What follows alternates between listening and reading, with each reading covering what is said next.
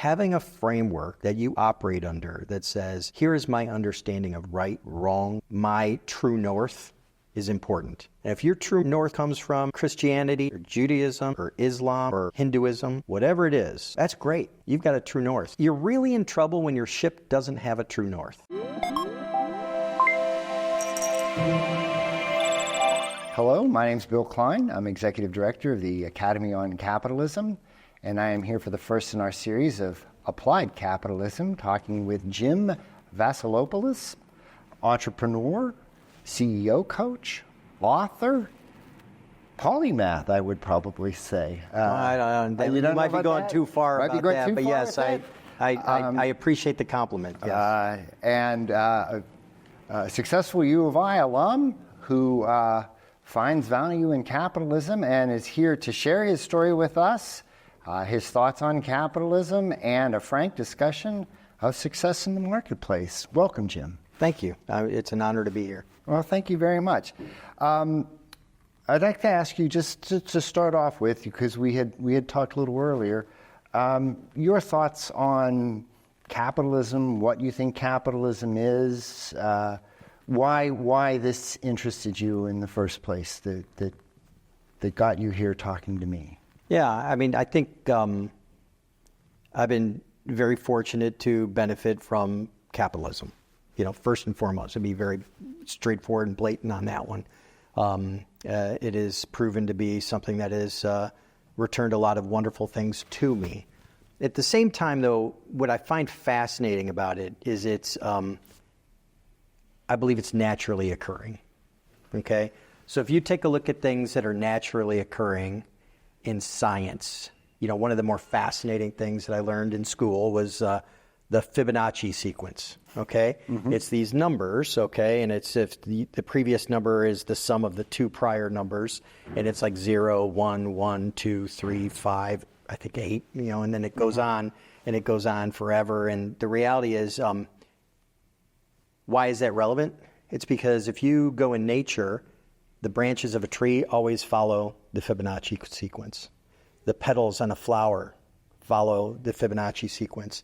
It's just something that's inherently reoccurring and natural. It's part of the human order, the world order.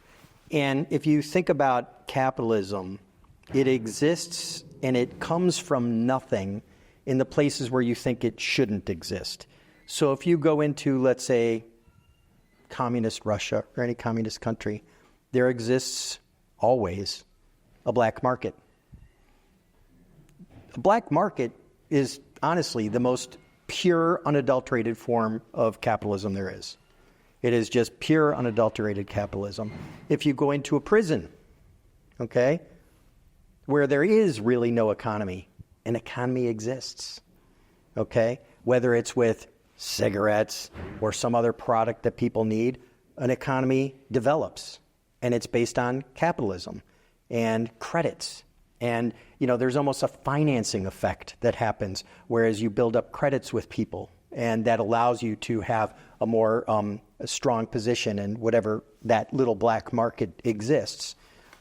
If you go into maybe, you know, any very socialist country, capitalism the black market will exist.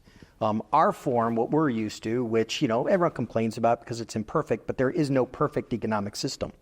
And so capitalism always springs up. It springs up in Venezuela, you know, kind of, you could take a look at it as a failed socialist state, but the black market exists to get what you want, what you need. And so I just think it's such an interesting thing that, you know, our version of capitalism, for as much as we might condemn it or think it's inefficient or bad, it tends to be the thing that always survives. It always springs up. And our version is, you know, somewhat regulated. We have regulations around our capitalism. We subsidize agriculture. We do all kinds of other things for the betterment of society. But it's imperfect, but there is no perfect alternative. And the fact that it springs up naturally is what fascinates me about capitalism, which is why we shouldn't really run away from it. We should embrace it and understand it better. And I think that is something that I find it fascinating. I'm passionate about it. Yeah, it's one of the shames that you find is that people compare the ideal of socialism with the reality of capitalism rather than the reality of socialism or fascist or communist states versus the reality of capitalism. Because, yeah, capitalism, there are problems. And no system is without them unless you're talking about some fanciful ideal. And that tends to be what people march out time and time again. And yeah, it's the comparison isn't on the level. And if it is on the level, and this is why we're talking, then you talk about the whole package. No matter what system you're talking about, we happen to be talking about capitalism, but you have to be talking about how it really works. Yeah, the reality of the situation on the ground, and it is there just is no perfect system. We live in an imperfect world. We will always live in an imperfect world, you know, you have to just accept that. It's not to say that we should, you know, accept terrible things in society. There's no need for us to say like, well, it's okay to have, you know, poverty. It's okay to have homelessness. You know, no one wants that. But what's the best way to overcome that? What's the best way to treat that? And I think there's been a significant amount of study, if you're willing to kind of really dive into the data, that says, you know, one of the greatest things that lifts people out of poverty is capitalism. Is the capitalistic free markets are the greatest lift for people who are impoverished. And, you know, let's just take a look at it, you know, this unscientific method.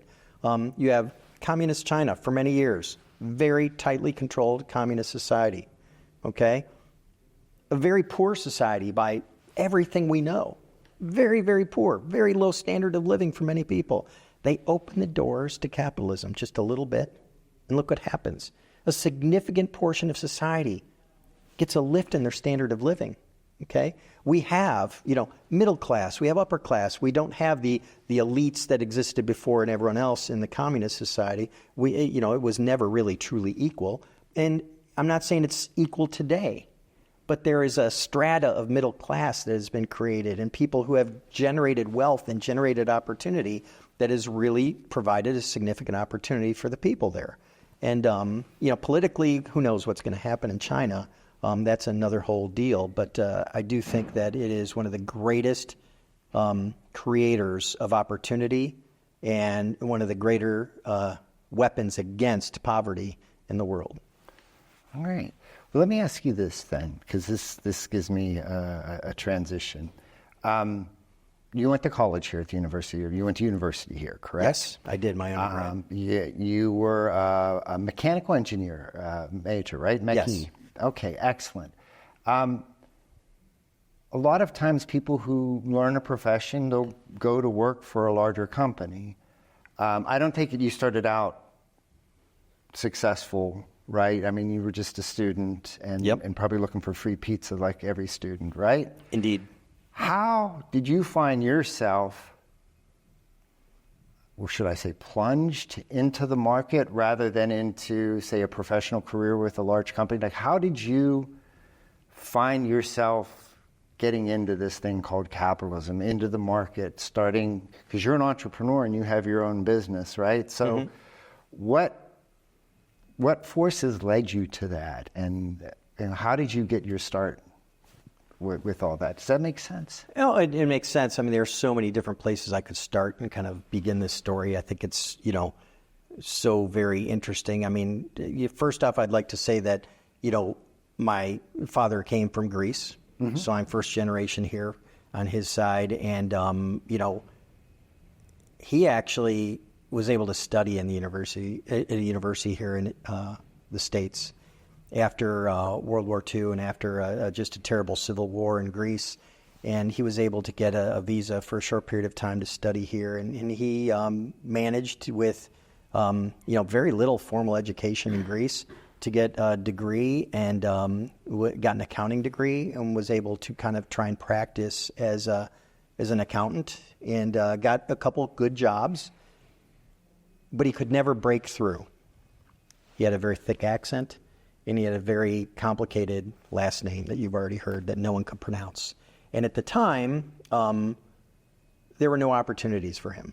You could do this clerical job, even though he was capable of doing so much more, and people had him do way more. But you could not get that management job. You could not get that higher level job. You could not get the good job because, he didn't fit the mold at the time. And this is a classic immigrant problem. I don't care what generation of immigrants go through this process. It's a classic problem. His opportunity really to grow and thrive in society was to become an entrepreneur.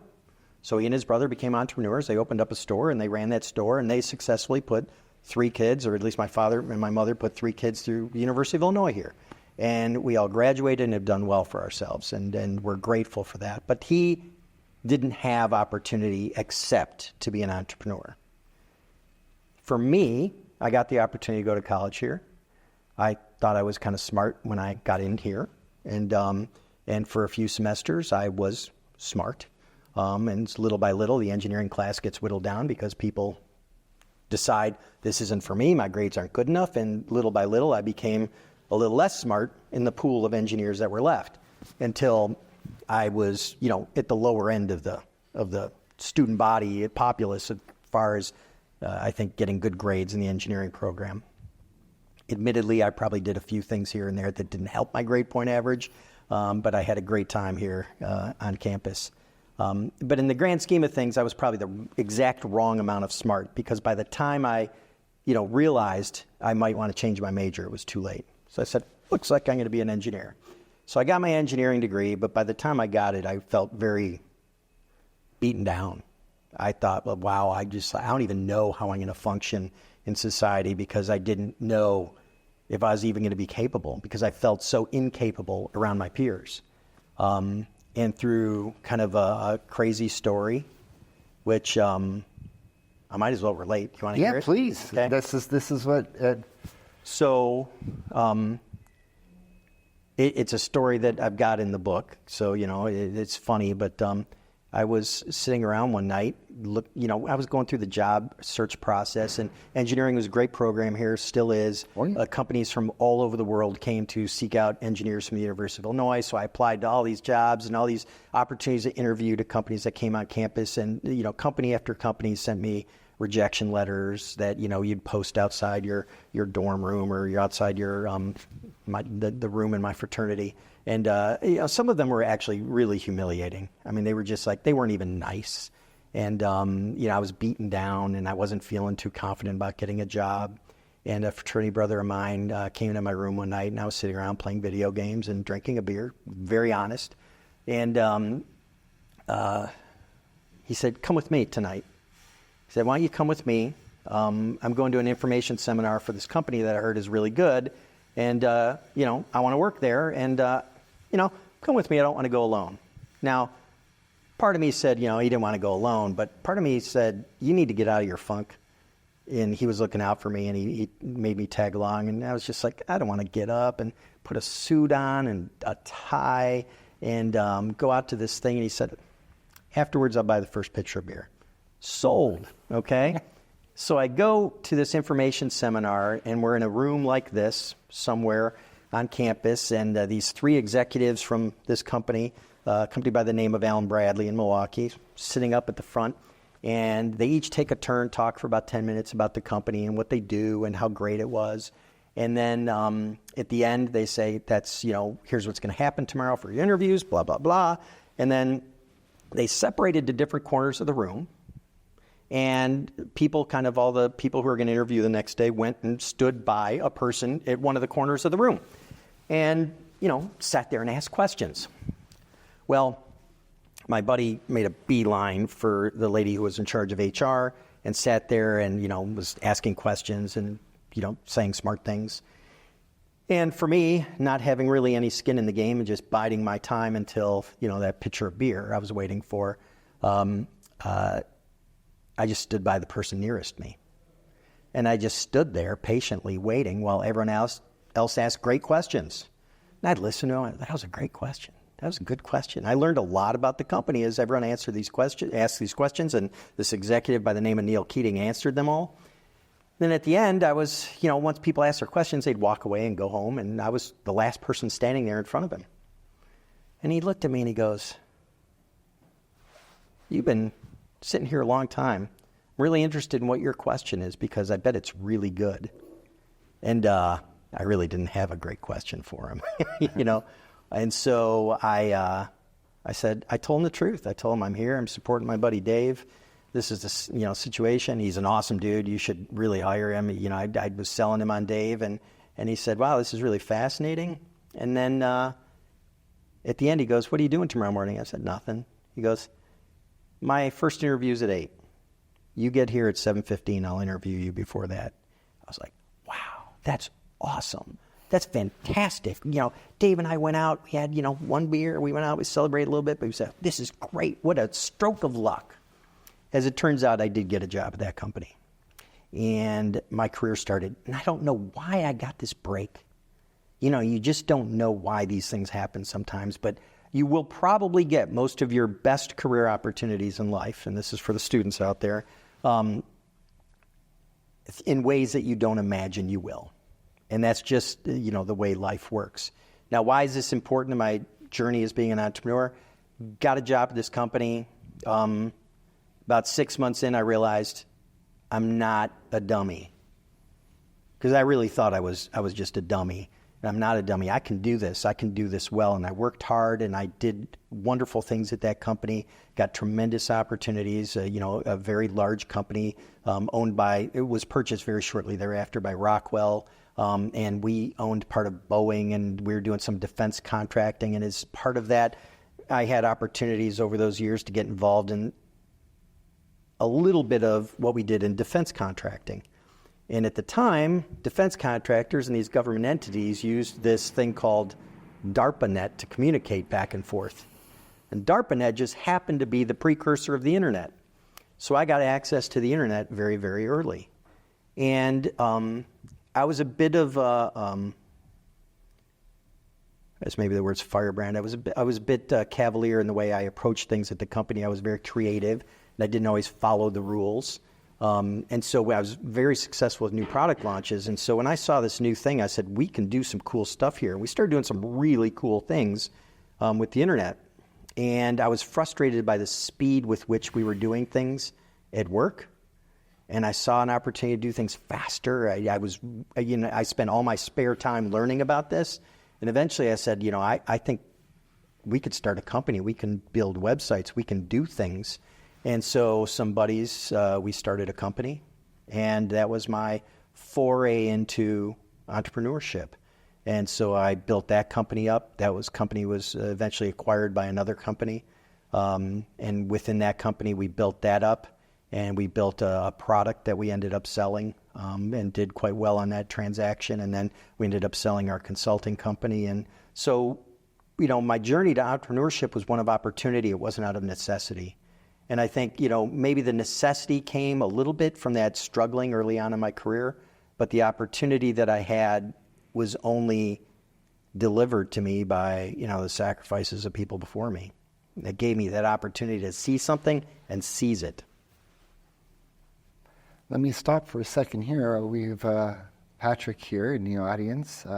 Patrick, did you have any questions at this point? Or nope, that's cool. You don't have to. I'll let Jim get a drink here, so your mouth doesn't dry out too much there. Because I think it's important to hear the stories. And there's something about your story that I want to ask. Mm-hmm. You're at this session, all these people were talking to these 4 interviewers in the corner. You just happened to be standing next to but you said something now. You listened actually to what people were asking questions. Yeah. You didn't just stand there and huff. You didn't stand there and pout. You didn't stand there and look at your phone, although that probably wasn't an option at the time. You actually listened and got a clue as to what was going on. Do you have like a natural curiosity? Like you kind of get pulled into things like that? Or was that just kind of an accident? That's an excellent question. And I will tell you, there's probably 2 parts of it. One, I think I am naturally curious. I think that's why I wanted to become an engineer. I was always curious, how are things made? That was always the most fascinating part of television shows, or when some person came to the house to repair something. I was like, I wanted to know how they did it. So there's a certain natural curiosity. But there's another aspect of this that I think is really important, and sometimes I don't think educators get this, which is interesting. So here I am in this program, on day one, like smart, capable of carrying my own water.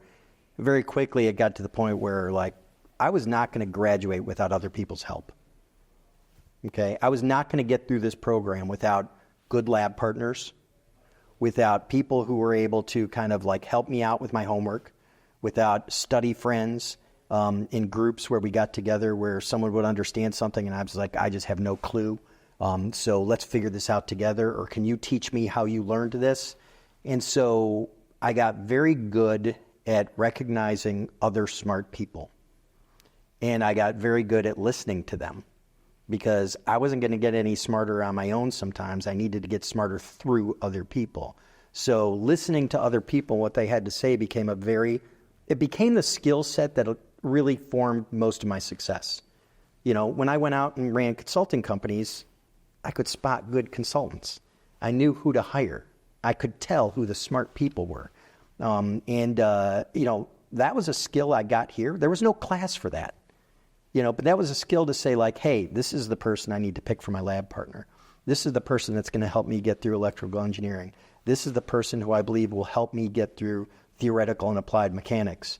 And so that skill of saying, this is someone I recognize as having something to offer, and I only receive it if I listen. And so I think that was one of the most important lessons I got out of my degree here at the University of Illinois, that, there's no class for that. How did you get those smart people to talk to you?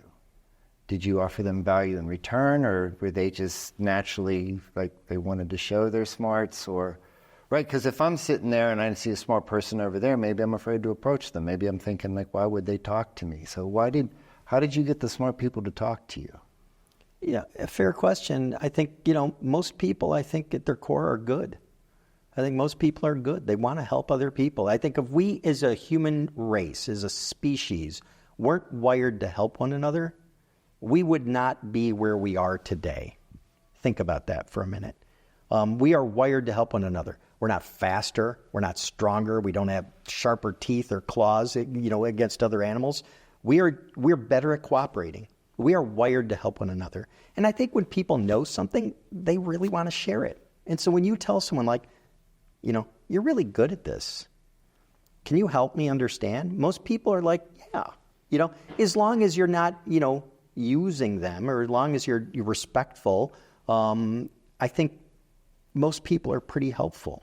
Now, granted, it didn't always go well, okay?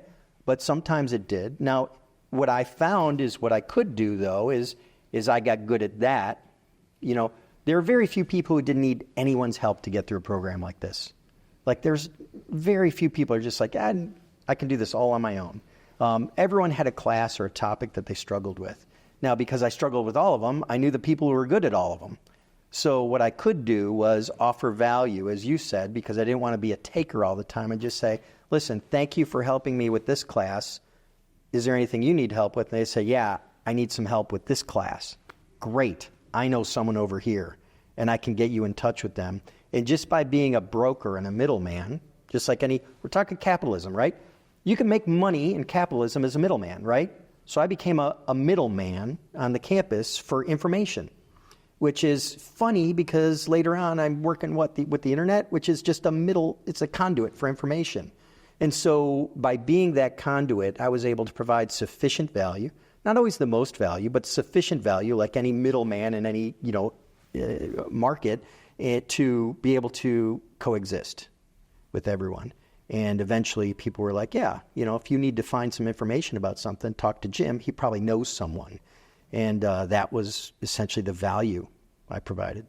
No, and thank you for saying that, because, sometimes there are more efficient ways to do it, but I think the middleman gets a real bad rap, and people say, I'll cut out the middleman, and they don't realize how much work the middleman does, how much coordination, how much information they gather, and a hub of well, just what you said, a hub of connecting people or a hub of connecting ideas or whatever that is. You don't have to reinvent the wheel. There's people who do that. And the other thing too, and this is, I love this about your story.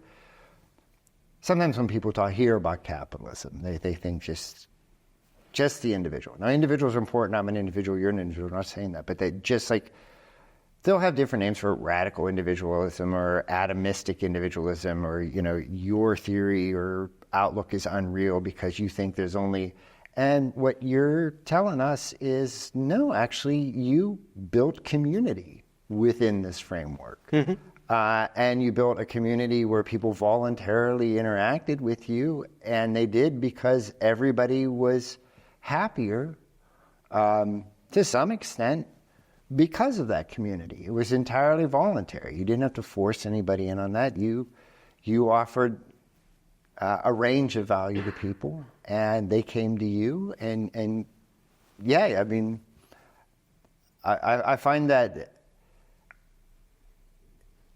there's a message in there that the idea of making it alone is perhaps a fiction, if not even a harmful fiction. Yeah, I mean, and I think, you know, the interesting thing about this is where that fiction is most abused is with our image of, let's say, the military, okay? We like to envision this singular hero, okay? Following the hero's journey, doing it all on their own with you know, and you know, Rambo style, you know, it's like one person who does it all. And the reality is, you know, I've had the good fortune over a number of years to have some very close ties with the folks in our armed forces and our military, and I do a lot of volunteer work helping people who are leaving the military transition into their work in the civilian world afterwards, and to find job or to start a business. And so I've been very blessed to have been welcomed into that community. And, you know, there's no Rambo. Okay, it's all about teamwork. It's all about community. It's all about trust. It's all about working together, understanding your role, playing that role well, so that the collective can you know, really achieve a level of excellence and accomplish big goals. And you know, I just find it so funny that there's so many people who just want to like reject help and say like, I need to do this on my own. And there are some things you need to prove to yourself to do them on your own, but most of life doesn't work that way. Most of life is about, you know, working with other people, and it's a lot more fun, and it's a lot easier to be successful working with other people to accomplish big things. No, it's you just made me, when it comes to the armed services and teamwork, and if all the personnel are important, I'm not. But I once read, and I forget the number, but the number of support personnel it took for each frontline combat soldier. And I think that's sometimes forgotten, that without their teamwork, without the Red Ball Express, let's say in World War II, you know, those troops don't get supplies, they can't.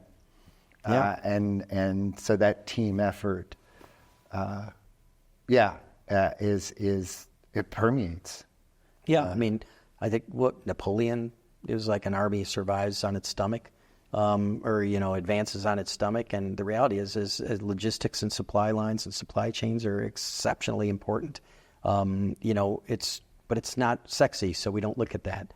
And there's a lot of unsung heroes in every business that need to be recognized. And I think, you know, in many ways, well, it's interesting, I find that, you know, we got these great institutions, University of Illinois, I mean, great institution, you know, knocking out, you know, captains of industry, leaders, and, you know, whatever programs we can consider. I wonder how many courses on leadership there are here. Okay? There's really no even degree in leadership, right? I don't think so. There wasn't when I was there. There are very few universities that offer a degree in leadership. There are only a few in the United States that I'm aware of, but guess what? West Point, okay? Annapolis, you know, for the Navy. That's where they teach leadership. And where did I learn it? I learned it not here, but I learned it in Champaign-Urbana, okay? So let's talk about that for a second. I was going to ask you. Yes, where did you? I learned it working with all these friends, okay? Building my little network. That's where I learned a lot of leadership. I learned it playing club lacrosse, okay? You know, you get in, you start, you work on the team, you become an officer on your team. We even started a league while I was here, okay? For people to play in. Not only that, I take a look at my fraternity. And I look at sometimes people, get down on the fraternity sorority experience. The reality is I learned so much about leadership. I learned so much in that fraternity that it's, we can't look at that as not part of the educational process, okay? That's one of the reasons why I do believe that, like, going away to school will be forever important, because I learned more outside of the classroom than I did in the classroom, And I'm not saying I shouldn't have learned more in the classroom. I probably should have. I'd probably gotten 3 degrees since I left college studying things that I should have studied when I was in school. But I learned so much outside of the classroom that I think we forget that I don't think we can just take classes, put them online, and say, okay, now you've really gotten that college degree and that experience. There is so much I learned. Not only that, even small things. Like, did I take a class on Robert's Rules of Order, in class? No. I learned that in the fraternity. How's that useful now? I sit on boards of companies. What do we follow? The same rules of order so we can run a meeting, okay? There's so much you learn outside the classroom, these rich experiences, that sometimes we forget that that's important because we're focused so much on just a particular skill, a particular thing. And I think we lose that. And even when I take a look at people who are hiring today, they hire for skills. They play like buzzword bingo when they're looking at resumes. They have this skill, they have this skill, they have this skill. I can hire for skills all day, but guess what? As an employer, I can teach skills. What I don't have the time and patience to teach is curiosity, teamwork, all these other things that I'd rather find someone who's got that, teach them a skill, that takes someone with skills and try and teach them those other things, which are way more complicated. That's what the university needs to provide and really allow to flourish more, because I think that's when we get the kinds of graduates that I find more useful to me as a business owner. I've got a couple questions for you on this. Sure. I'm going to ask you a couple questions about what you said about the university, and I want to ask a couple questions about you again. But from what you're saying, would it be fair to say one of the things that you're identifying is that while the university maybe teaches skills, they don't quite teach what business is, like the whole package, right? You can learn, if you're going to be an accountant, that's where you plug in, or if you're going to do marketing, that's when you plug in. But to see how those all interrelate, like you were just talking, is that one of the things that you see maybe kind of missing, that you maybe learned in the fraternity or you learned in lacrosse because you had to be a part of the whole? I think those things are also hard to teach, in a classroom format. But I think, the traditional kind of even liberal arts structure of a college education is really important, because if you come to college and you get involved and you do these things, you do learn them, okay?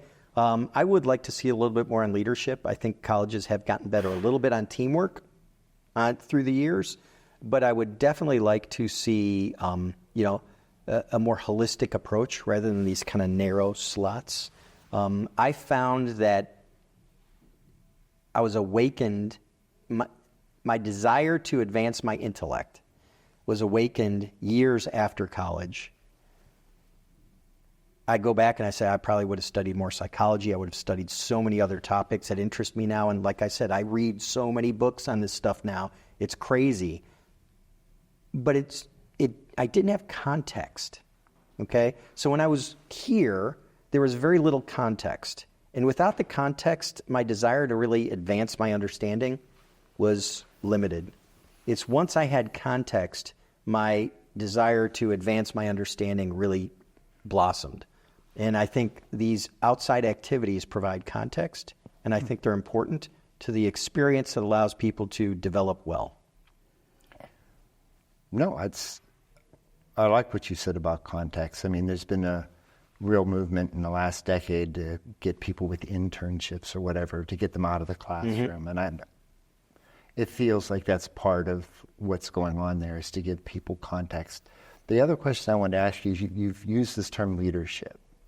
So if somebody's watching this and they're like, oh yeah, I'd like to learn, what is it?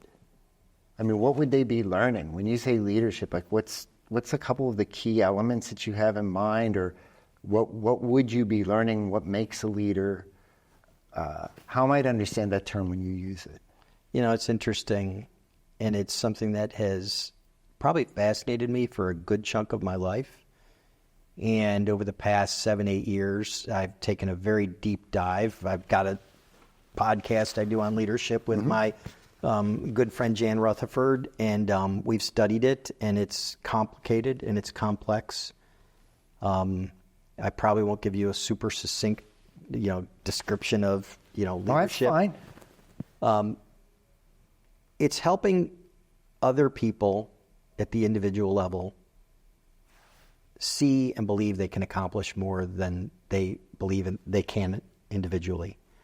And as a group, to see how a group can perform together to do more than they could ever do individually.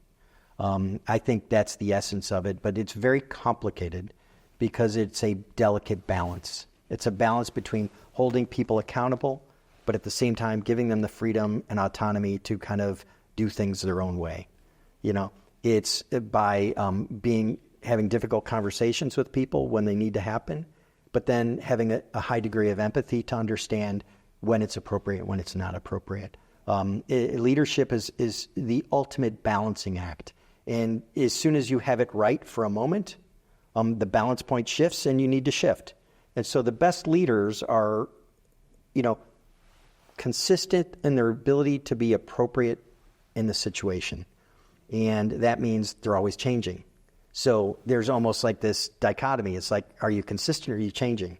You can be fair, but you need to understand when to be tough and when not to be, and when to be firm and when not to be, when to be demanding and when to be accommodating. And I think that is what makes leadership so difficult. But just because it's difficult doesn't mean we shouldn't pursue it, with vigor. I'm smiling because what you describe is what the ancient Greeks called practical wisdom. Yes. How to do things good and well. And that's actually one of the things that attracted me to your book, Clarity. It talks about business wisdom, this term wisdom. And wisdom doesn't come without context. Wisdom doesn't come without some experience. And there's kind of a feel to it.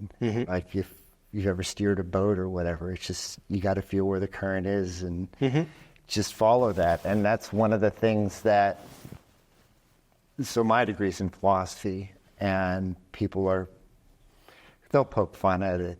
But I think that there's some important concepts, and I think wisdom is essentially one of them. There's an accounting professor here that did research and found out that they came up with a definition, of course, in elements or whatever, so that they could do this. But in the end, they found out that wise auditors made for better audits. That even in accounting, like this thing we call wisdom, it's worth looking at. It's worth trying to learn more about. And as you said, you've read a lot of books. You've really you cast your net wide. Psychology or history or philosophy is one of those areas where I probably read more philosophy books than I ever imagined I ever would. And I would have been one of those guys years ago who would have said, "Oh, philosophy, what are you wasting your time on that for?" Now that's like my favorite topic for reading books on. And I think there's not really much new. If you talk about, let's say, my book, there's very little new in my book. It's packaged differently. And I think, through the years, we could take a look what Socrates or Plato or Aristotle wrote, and, whether we could take a look at, ancient, Chinese writings or Persian writings, and they all say the same thing, okay? They're just packaged for people differently based on the times. And so my book is a packaging of old ideas that might be relevant today, okay?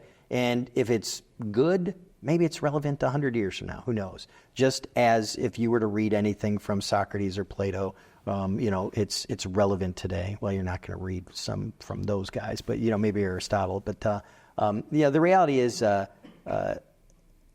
think it's probably the most important topic that we don't study. I hate to say this because I was this guy that went in engineering to learn a skill and a trade. I only had like 2 free electives in my course study to study something else. And, they were usually, because the curriculum was so hard, like, give me the easiest class I can take. This could be the least amount of work because it was basically, it was just some downtime to relax. But the reality is I wish I had more time to study philosophy. I wish I would have had to take a class in a few other topics because, we're not putting out well-rounded people. And I think if you said, well, you got that in high school, no one's thinking well in high school. College is when you get to that next level of really thinking crisply and challenging your ideas and really putting things in a more structured format where it can be pressure tested against your peers and other people to really bring out the best you can deliver. And I think we're not.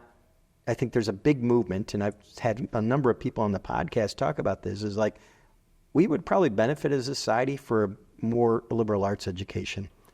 And I'd rather put out people with a strong basic understanding of humanity, and we'll teach them skills later. All right. No, I teach in a business college, and I lament the very few electives that people have to take. Because as an undergrad, I studied economics. And I was like, well, if I want to be good at economics, I'm going to have to study history, political science. It's not just about the supply and demand. My career has taken me in different paths, of course, but that same message where, to think that you learn just one thing, like if I want a job, then I should only learn in that silo. Needs to be revisited. Yeah, well, there's a reason why, and I don't want to say this in a arrogant way, but there's a reason why I was able to have a disproportionate amount of success around my peers, and it was precisely because I wasn't as good at the skill, and I was better at the other things, and that allowed me to see things more broadly. To see, instead of having that laser focus, and some people need to have that. If we don't have some people with laser focus, we don't put satellites in space. That's just the truth, okay? But, everyone's got this laser focus, or, maybe just things that are just like so broad, it's like there's no direction at all. But I think, getting people to say like, this is important and this is important, not or, and I don't think there's enough of that. Because I had that gave me, I think, an edge in my professional career. I want to go back to that. So here's a question I would like to ask you, because it's also kind of a criticism of capitalism. You said earlier that you're curious. You said earlier that you had success with product rollouts early on in your career because you were creative, but you also broke the rules. We talk about wisdom. There are virtues involved with that as well, in doing things well. People will talk a lot about integrity. So you've had a lot of experience in the market. Have you ever faced a point where you thought you maybe had to sell out your integrity or your virtues? And did you? Or did you walk away, and how did you deal with it? It's a great question. Yes. If you're in business for any length of time, you will feel that pressure to sell out your integrity. A couple instances come to mind. One, both of them kind of early in my career, because I think if you don't have that stand earlier in your career, it's a slippery slope. Mm-hmm. You know, once you decide to say, I'm going to sacrifice my integrity, it's easy to sacrifice it the next time, I think. And it's like the only thing we can curate for ourselves. We can't even curate our own reputation. Our reputation is delivered to us based on what, you know, people see. And we don't own that. But you can own your integrity. And I'd say early on, we had a production issue with one of the parts we had. We were making at my employer. And it was failing, but it wasn't failing right away. It was failing after we tested it and after it sat in a box for a while, and then parts would crack. It's this thing called hydrogen embrittlement.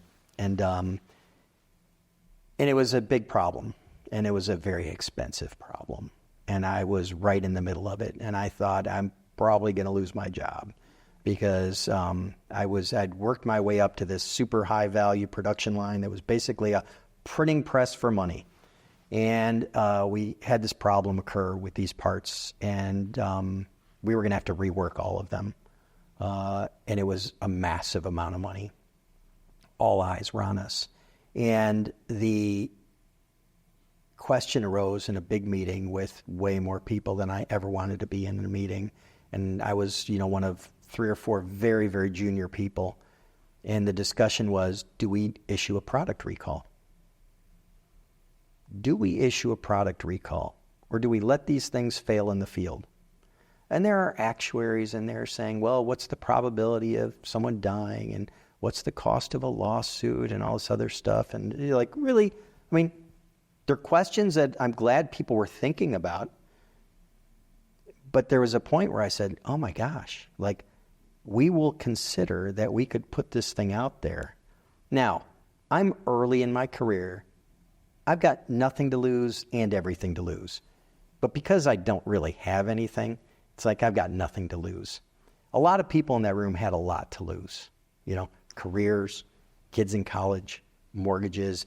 No one wanted to be the guy that said the uncomfortable thing. Okay?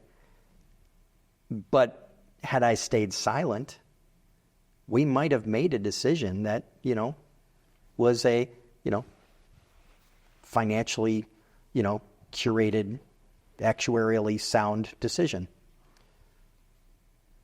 I spoke up. I said something. I said, are you telling me that this is an option to consider that someone could die if we went on and didn't recall these parts? And then, of course, you know, no, that's not an option. We're not going to consider that. And then everyone else like chimed in and was like, you know, okay. And so, but I don't know if people would have come to that conclusion if I didn't speak up, but there was a level of silence that was disturbing to me.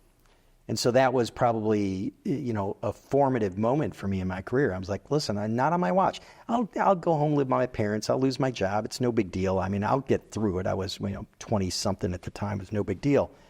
Pretty tough to make that decision, because the moment I opened my mouth, I'm like, oh God, I'm probably going to lose my job here.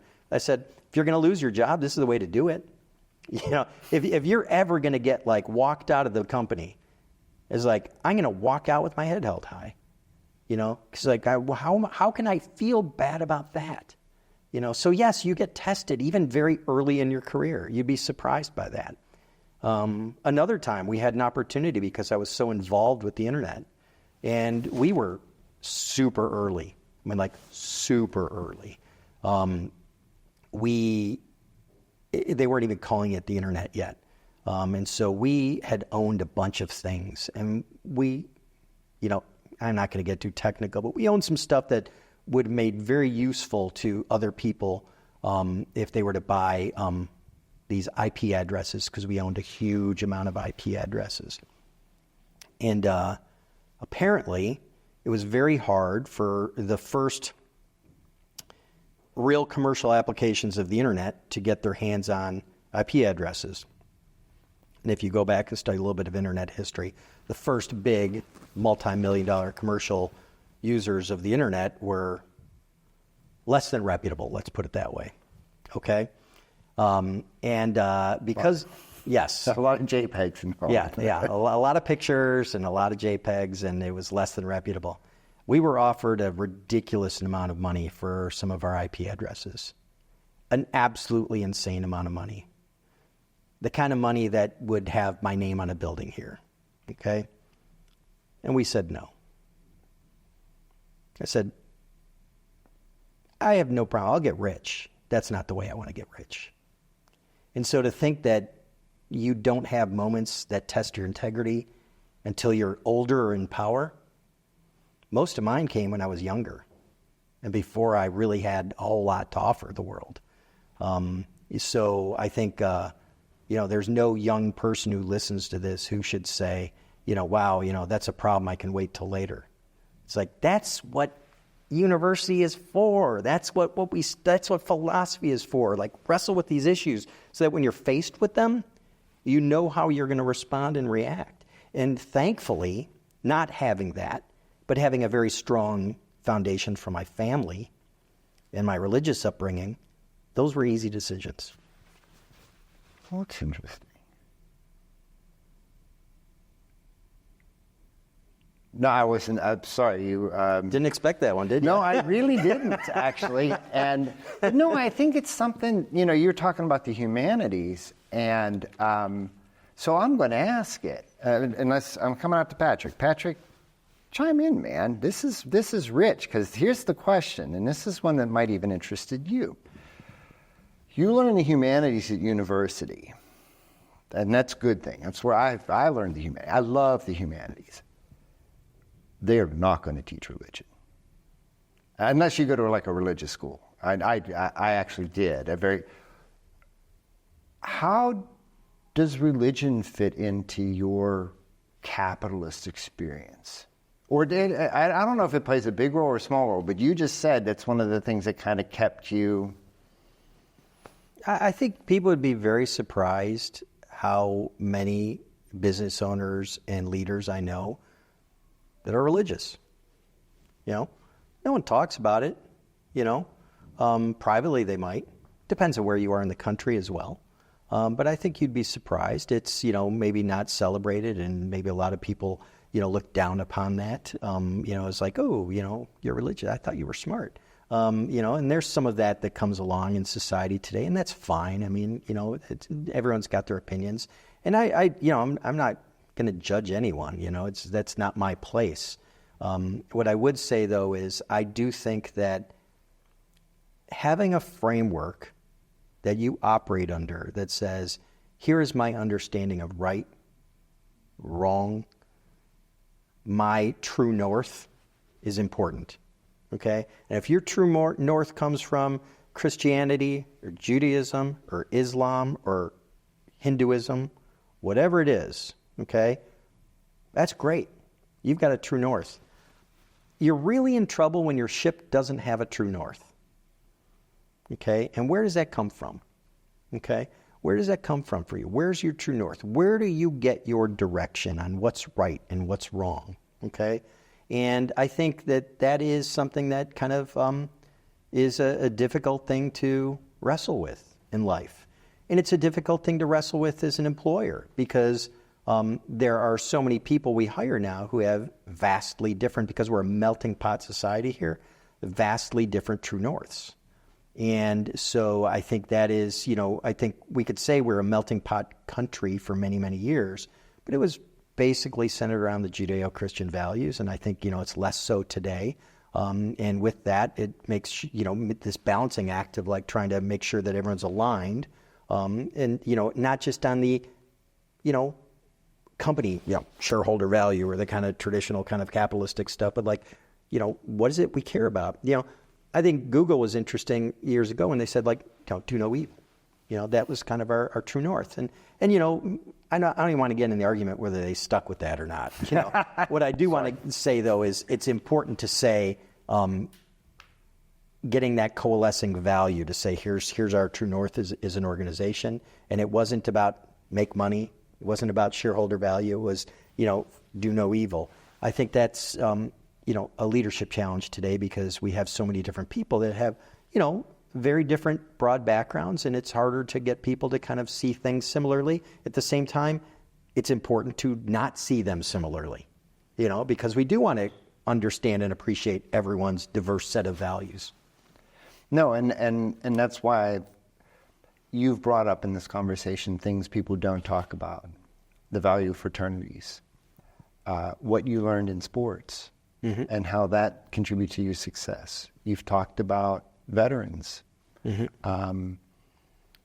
And you bring these things up because people have misconceptions of them, and they need the value that these things bring to the business experience, let's say. They bring value to a lot of other things, don't get me wrong, but in this context, the value they bring to the business experience can either be misinterpreted or entirely overlooked. So when you said religion, I think a lot of people immediately go to judging, like somebody of a religious nature judging other people as. And what I heard from you, though, while you were talking wasn't that. It was how that provided meaning, touchstone, something that you could draw upon that helped you do what you could live with in your life. And I think that's an overlooked part of what religion provides as a value. It is, and I just want to take this out even broader, away from religion for a minute. Not because I don't want to talk about it, but I just think it's our misconceptions about the world around us are so vast and broad. Okay, so when we take a look at, let's say, our understanding of like what's a day in the life of a police officer. Okay. You watch TV, a day in the life of the police officer is like, wow, I'm my gun's drawn half the time. I'm racing around in a car. I'm chasing bad guys. You talk to any normal police officer, and you know what? They're going to tell you it's a lot of paperwork. Okay? You talk to a lawyer, they're not sitting in courtrooms all day going like, Your Honor, I object, okay? Most of it is in a book or behind a computer screen. It's not what we see on TV, and certainly being a doctor is not as glorious as what we see on TV. So when we take a look at, say, all these things that we have these misconceptions of, there are so many misconceptions that we have about what these things do. We talked about the military earlier. Everyone has this misconception. It's just like, the singular hero going out and rescuing the day. No, it's a team of people working together. It's so one of the interesting ones. Here's an interesting story. My wife and I were at a dinner party. It was kind of like one of these Thanksgiving dinner parties where you have with Friendsgiving, okay, years ago. And it was with a bunch of people. Most of us had graduated from the University of Illinois. And it was around dinner time. And the conversation was going around. We were all having a great time. We'd all grown up together, had fun together. I mean, we're all good friends. And someone made the comment, those CEOs are all bad. CEOs are such bad people. I mean, they do all these rotten things, and and it was just a bash fest on CEOs. And I let it go on for a while. Everyone was chiming in, throwing stones and tomatoes at CEOs as like terrible people. And I stopped at one point and I said, I'm a CEO. And everyone was like, well, not you, Jim, not you. Okay, I said, yeah, but I am one. Okay.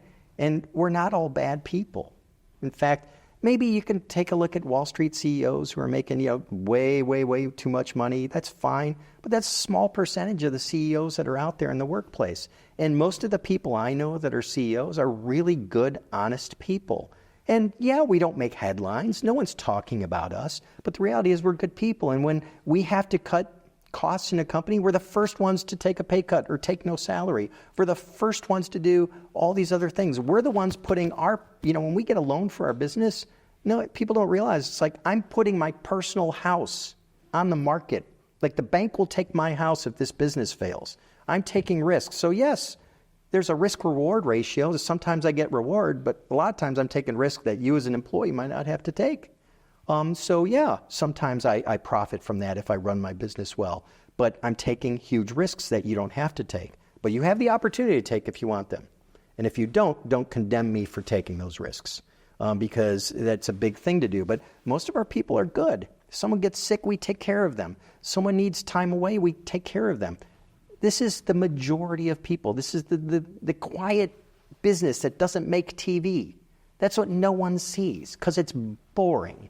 And it's good, and there's no meaty story there, okay?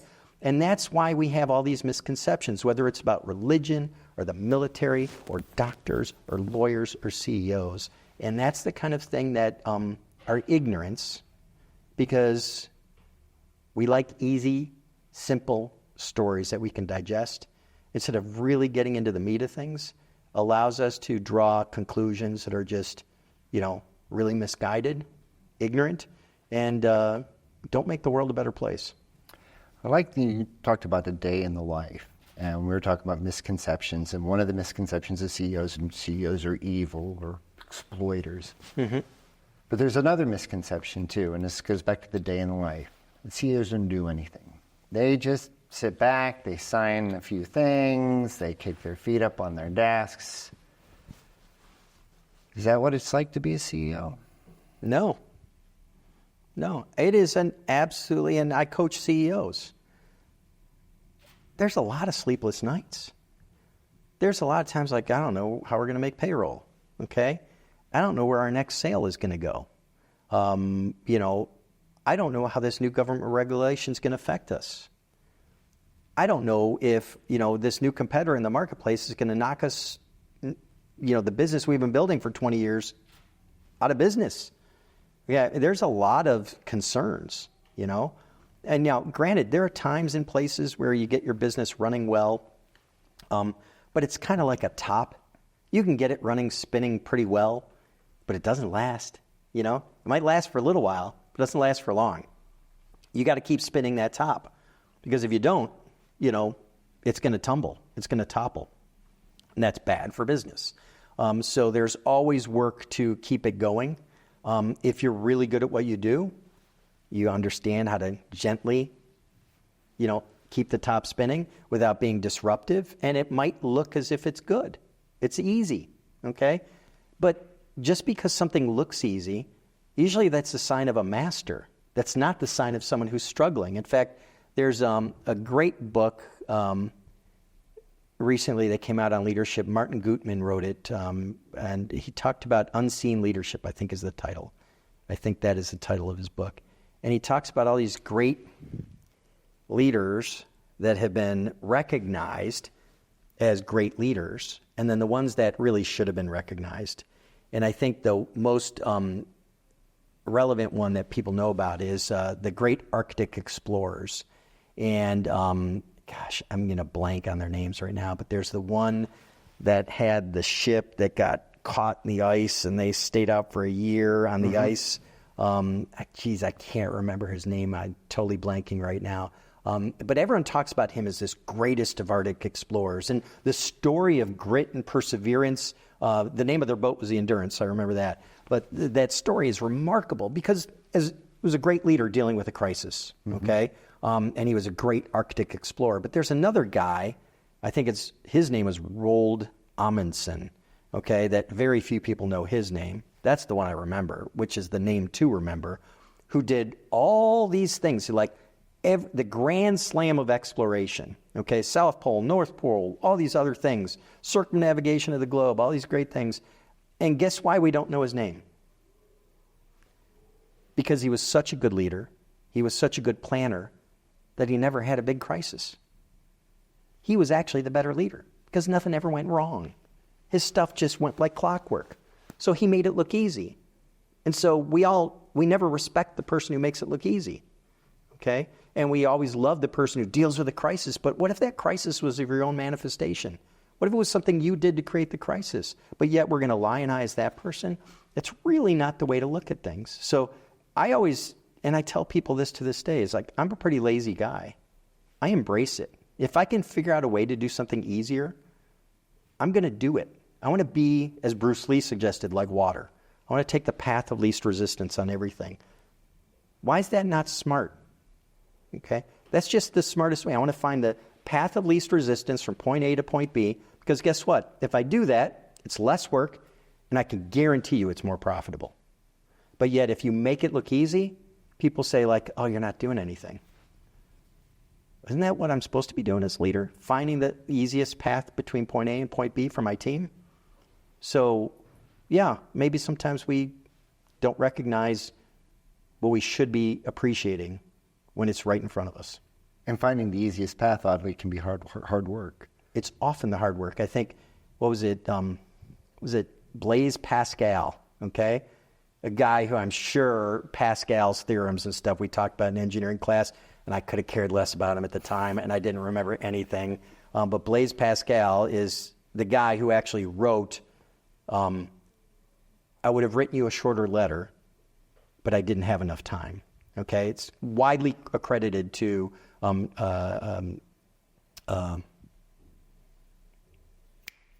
what's his name? Guy who wrote Tom Sawyer. Mark Twain. Mark Twain, widely credited to him. But no, it was actually Blaise Pascal. And that's the simple answer is often the harder answer to find. The simple solution is often way more complex and difficult to see. It's why we have Rube Goldberg machines and Rube Goldberg competitions for these complicated machines, because it's easy to do that. And as an engineer, when I first graduated, we were designing some things, and we design them, and I thought they were pretty cool and good and functional. Then we take them down to the mechanics who got it done, non-degreed people, but they knew how to cut steel and make stuff.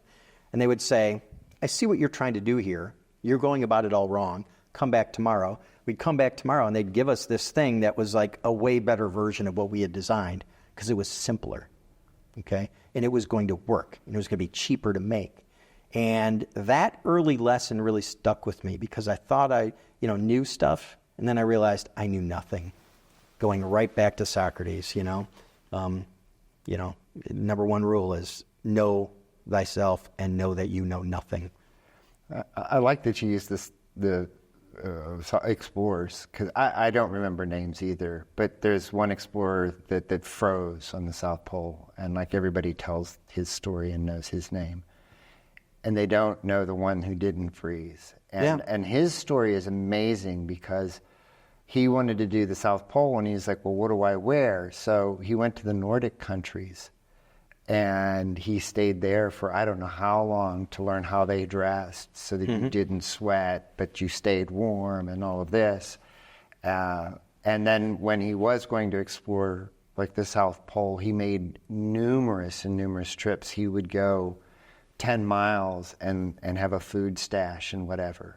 And then he would do a next trip that went 20 miles to food trip. So by the time he went to the pole, it wasn't just him setting off on skis and his team.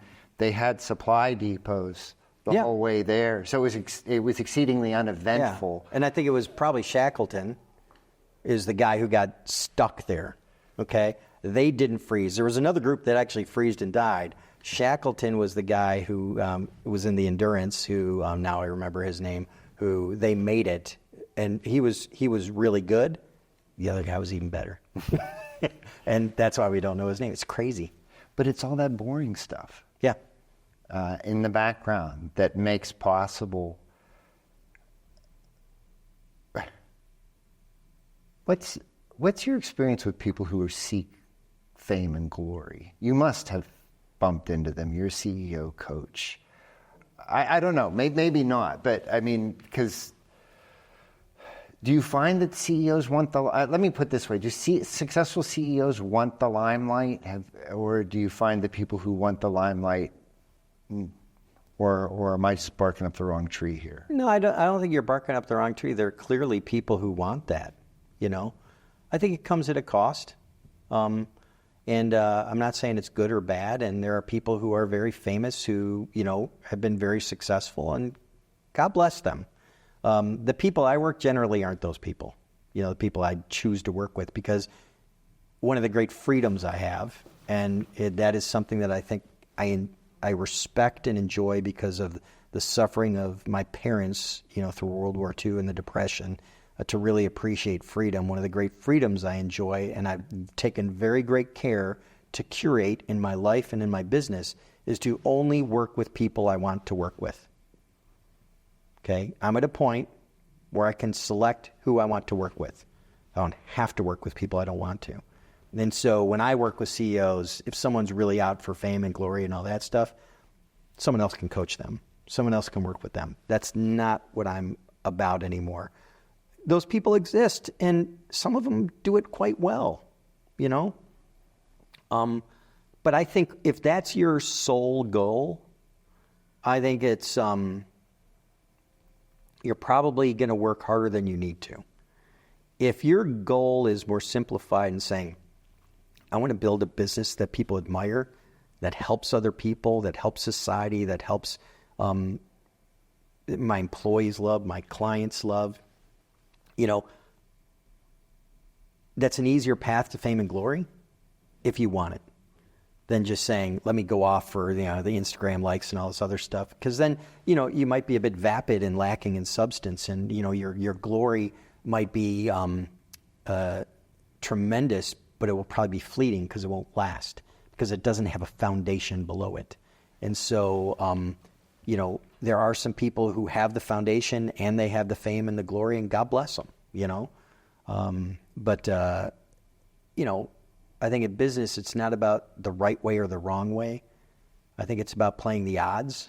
And if you want to play the odds so that you have a higher chance of success, which I think is a good way to think about business, is looking at things in terms of, I'm putting myself in a position where the odds favor my outcome, a positive outcome for me. Having a solid foundation for your business, and then having the option, if you choose to pursue fame and glory, great. But if that's your only goal, you don't have a foundation, my guess is if you get there, it will be at the expense of how long you stay there. I have two last questions, because you've been very generous with your time. No, thank you. This is a fun conversation. And you can answer these in either order you want to. And one of the reasons I asked about the fame and the limelight, you're a successful man, entrepreneur, CEO coach. You wrote a book and do a podcast. Why did you do that? That's my first question. Let's talk about the podcast. My buddy Jan asked me, he's like, hey, I'm going to do this thing. Do you want to join me? And he had asked me to do a couple other business endeavors with him a number of times. And I always said no. I said, no, I'm not interested. I was like, I'm happy with doing what I'm doing. Then he came by one day and said, hey, I've got this idea. Don't say no. And he said, I want to do a podcast. Do you want to do it with me? And I said, yes, like right away. And because he was so conditioned to hearing no from me, he kept on selling. And I said, Jan, stop. Sold.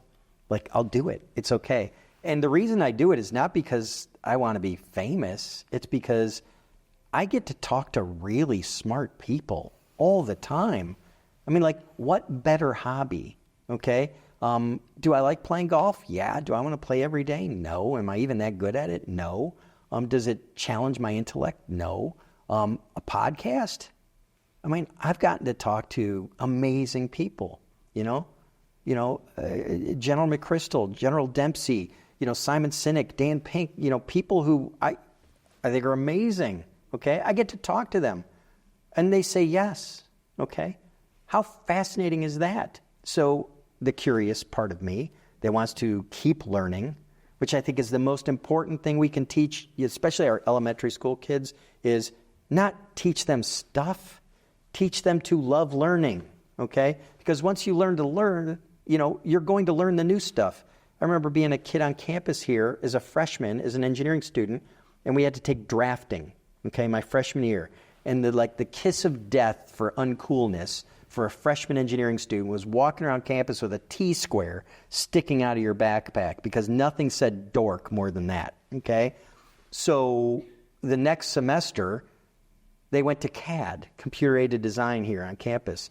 And so I missed it by one semester. Well, guess what? I was obsolete. I hadn't even graduated from college.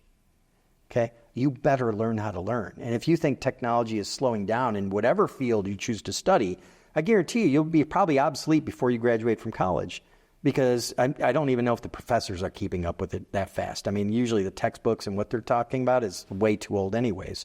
No offense. But the reality is the reality is you better learn how to learn, because you're not going to stop. So podcast, that's the only reason I do it, okay? If people like it and listen to it, no one even has to listen to it. I don't care. This is fun, okay? Because it's fun, a lot of people listen to it, I think. So it happens. With regard to the book, once again, I can have a conversation with myself in my own mind and I can say fantastic things and contradict myself a million times. No one will hold me accountable. And so if I'm thinking that way, my thinking doesn't have to be good or clean. If I'm having a conversation with you, my thinking has to be more clean because you can challenge me. If I'm putting together a PowerPoint or something like that or something written, my thinking might have to be even a little bit more clean because I can't manipulate a conversation because I've put something down on the permanent record. If I write a short form article or memo or email, just the process of putting a thought into writing forces it to be a little cleaner. Long form writing, a book in particular, you cannot write a book that's at all good and not have things tie out, not have your thinking be good. The process of writing the book and putting my thoughts of a career that I wanted to encapsulate into a book was purely selfish for my own benefit. My thinking is better because I wrote a book. It doesn't afford you to contradict yourself. It doesn't afford you to not have good thinking that doesn't tie out well. And so purely from a selfish level, my thinking is incredibly sharper because of the book. If other people find value in it, wonderful. If all that I get out of it is a wonderful legacy for to appreciate what my parents gave me and something that my children would appreciate, it's a victory. It's a total win. So, and if other people like it, great. If no one ever read it, I'd be okay. No, I'm smiling year to year when I go back to the podcast. Like, one, always learning, but two, getting to talk to smart people. It's like that's what I get out of this job. I'm sitting here talking to you. I get to hear your story. There's the smart guy. No, but I had my hair cut, right, not too long ago, and my barber was out. So my wife schedules me with her beautician place. Mm-hmm. And it turns out that the beautician who was going to do my hair wasn't available. The only person who was available was the owner, who also runs the beauty school and everything else. Mm-hmm. And I don't usually get my hair cut like this because it's way too expensive, but I had to have it done. Yeah. But when I sat in that chair and I found out he was the owner, it was a great conversation. Yeah. I learned a lot about what he goes through to run a beauty. Yeah. I'm sorry, I'm drawing a blank on even what to call it, but to run his business and his businesses and the trials and the tribulations and the joys, and just, it was a fun haircut because I got to learn a bit. And that was, so that's why I'm smiling year to year when you're talking about the podcast and the name that you talk about. It's like, wow. Yeah, well, and that's why I have to do the podcast, because I'm missing out on the haircut discussions because I don't have those anymore. But yeah, I mean, it's life is truly a joy when you get to spend it with people who help you get to a better place. And the last question that I want to ask you, and this is always the last question that I ask anybody, whether it's doctors or lawyers or anybody. And it's a version of, was there a question I should have asked and didn't? And it's really amazing. Like, professionals will come forward like, yeah, or no, you asked all the... So here's the question I want to ask you. Leading up into this, you were like, people can ask me the tough questions. I'm gambling you had something in your head of what was that tough question. So my question to you, what's the tough question I didn't ask? What was that question maybe you were thinking of? Is there a question I didn't ask you that so you had in your head? No, but I'm going to put this back on, let's say, the audience. Okay, let's just say, like, okay, what is a question, if I were a university student, that you should ask? Yes. Okay. And it was a question I was asked because I got my MBA at Marquette University. I was asked to go back and speak to a class on entrepreneurship years ago. And And I was so flattered because it was just like really early in my career. And I was like, wow, this is kind of cool. And a bunch of kids asked a bunch of questions. And there was one kid sitting in class, and it was like, there was part of me that didn't like him just because he reminded of me when I was young, because he like had his hat on backwards, and I could tell he probably, wasn't studying too hard. He was kind of a smart ass. And he ended up asking the best question. And he goes like, what is success? What is success? And I looked at him and I was just like, darn it, if you just didn't ask the best question of the night. From the kid, I expected to ask the dumbest question. And I said, I didn't really have an answer for him. He got me on my heels. I was like, credit to you, kid. You got me on my heels. And I said, and I stick with this answer to this day. If you decide to go home tonight and eat a bag of Doritos and watch the basketball game, you will be successful at eating Doritos and watching basketball. And if you do that night after night, you'll be very successful at both. Success is where you spend your time. It's not a measure of what is, did I do better than you? It's not a scorecard. Success is, what do I choose to spend my time on and to get good at? And I think anyone can be successful in a manner that is appropriate for them. We are only unsuccessful when we don't focus our efforts on any one thing. When you just are meandering through life, doing a little bit of this, doing a little bit of that, but never really doing things that are additive, you might be successful in having a broad understanding of a lot of different things, but it's really hard to move the needle on anything. And I think a lot of times, if I were to characterize success, it's like you want to move the needle somewhere a little bit. So where are you spending your time and focusing your efforts? And it could be, I want to be the greatest painter. It could be, I want to be the greatest podcaster. It could be, I want to be the greatest entrepreneur, whatever, or, internet entrepreneur.